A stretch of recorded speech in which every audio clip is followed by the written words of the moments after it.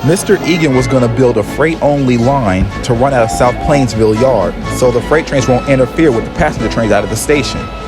It would also serve some new industries along the way, and several spur tracks were under construction to reach them.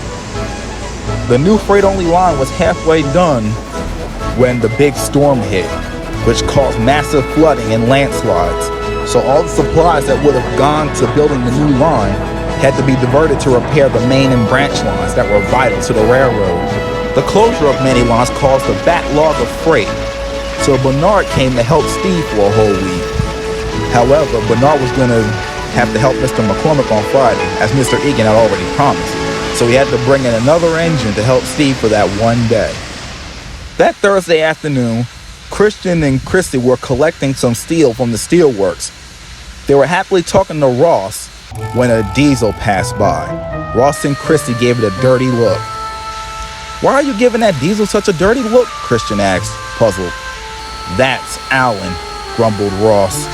"Isn't Alan the blue and gray diesel that works on Allie's branch line?" Christian asked. He is," said Kryssy, "but this is a different Alan. This is the one that replaced me and almost had me scrapped before Kryssy saved me," Ross answered. Just then, Alan rolled up to the steam engines. "I had to come and see it was true. When I heard you was getting taken to a steelworks, thought they melted down, not to work." "Well, I am here working, and they find me really useful." "What are you doing here anyway?" Kryssy asked. "I'm just coming here to help out in South Plainsville Yard for a day. And even though they didn't mention it, they probably want me here to show you guys how to run a railroad, considering you don't know how to." "If you know what's good for you," snapped Christian, "you'll leave."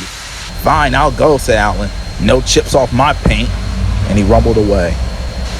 "I could see why you scowled at him," said Christian to Ross and Kryssy. "You think Steve will be able to get along with them?" asked Ross. "Well, they're both diesels," thought Kryssy. "So maybe, but Alan's personality wouldn't clash well with Steve's." The next morning, Steve had just finished arranging a passenger train for Larry. "Thank you, Steve," he called. "You're welcome, Larry. Have a safe trip." As Larry left, Alan rolled in. "Hello," said Steve. "I'm Steve." "I'm Alan," he said. "Well, Alan," said Steve, "if you come right this way, I'll show you how to run the..." But Alan interrupted. "Steve, trust me. I know how to operate a yard. You don't have to show me anything. Just tell me what needs to be done and I will handle it." "Okay," said Steve. "Fine. Suit yourself." Later, Alan had to move a cut across onto another track, but he was on the wrong end of the consist. "I know how to handle this," he thought to himself. He decided to perform a flying switch. A flying switch is when a locomotive uncouples from its cars and lets them roll onto another line. Alan got a good running start and quickly uncoupled his cars.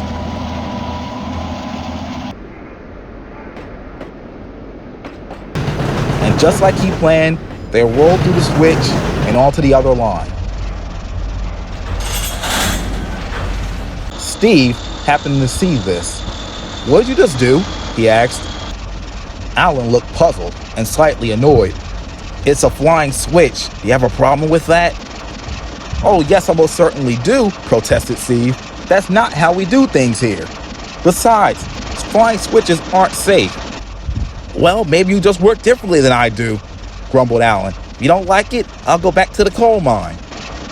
Steve desperately wanted Alan to go back to the coal mine, but he needed the help, so he said nothing. Throughout the rest of the late morning and early afternoon, there was no need for Alan to do another flying switch. Later, Steve had to take some freight cars to the interurban interchange, leaving Alan in the yard alone.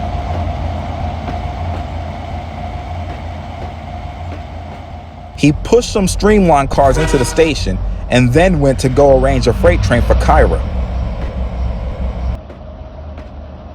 When he had the last few cars, he was again on the wrong end of it. He looked around. Steve was still gone. He decided to sneak and perform another flying switch.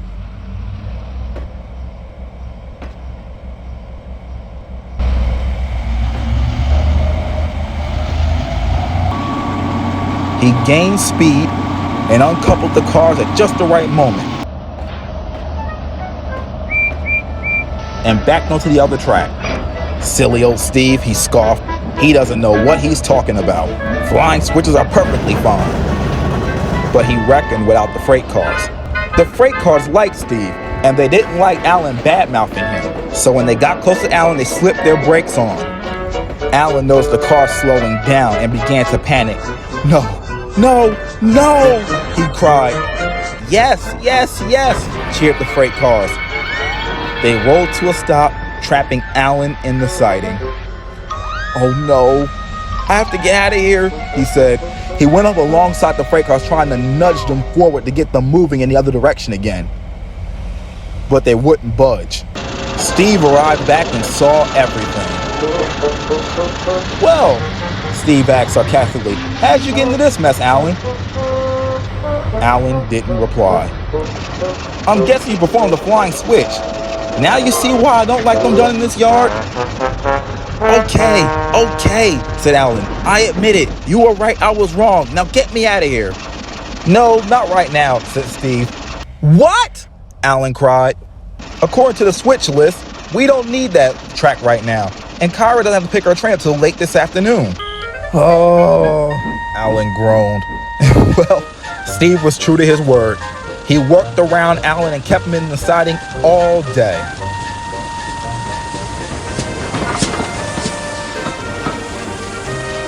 It wasn't until Kyra finally came to collect the freight cars that Alan was free. And he quickly set off back home. On the way, he saw Kryssy and Ross at a junction. Look who finally crawled out of the siding, teased Ross. He must be a pretty amazing switch end to get himself trapped in the first place, chuckled Kryssy. Alan seethed with anger, and as soon as his signal changed, he rumbled away. It's interesting to note that even when Alan got back to the coaling plant, he never performed another flying switch ever again.